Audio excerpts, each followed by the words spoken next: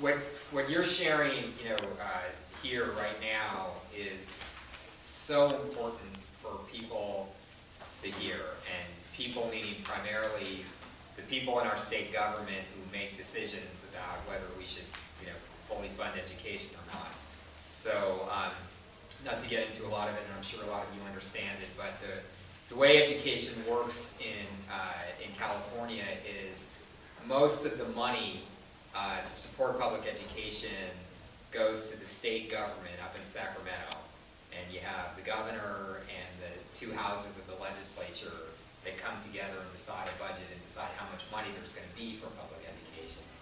And then for our school district and for all of your schools, whether or not we can have decent sports programs and maintain arts and maintain ASB and maintain everything that you talk about that motivates students to come to school, really that depends on what the governor and legislatures decide to do, whether they're going to provide enough money for public schools or whether they are not.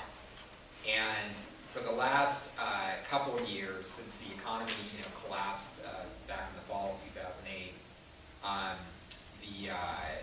the governor and legislature have decided that among a lot of different choices, that the way that they're going to make up with their own budget deficit is that they're going to make significant cuts to education. Large class, like you cannot learn. It's not an environment that you're going to go in every day and be focused and be prepared to learn and you're going to be paying attention.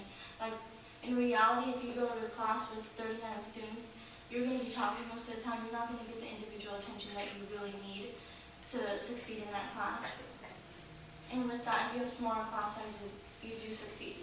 And that might be a sacrifice and that might cost more money, but in the end that's going to get you a lot further than continuing spending money on other things that aren't going to get us as far.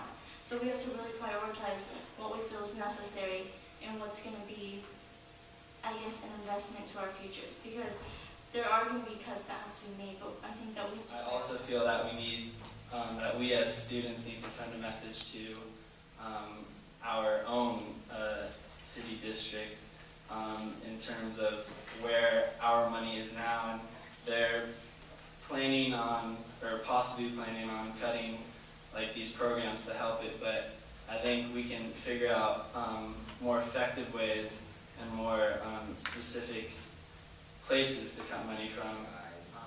To get organized right now. And we need to hear your voice, and people in Sacramento need to hear your voice in a way that, that people haven't heard for the past couple of years. Elected officials really need to hear from you why it's so important that we don't keep cutting public schools. The thing that I think we haven't done effectively, any of us, over the past couple of years, is we haven't made our voice heard strong enough to the people in Sacramento. So, I mean, if you ask pretty much anybody in the state, do you think public schools are a good thing? People will say yes. And a lot of people, a lot of politicians like to say that they're big champions of public education. But there's words and there's actions, and when we've seen the kind of cuts to our public schools that we've seen over the past couple of years, what it means is that politicians in Sacramento think that they can go ahead and cut public schools because there's not enough people that care enough to say to them,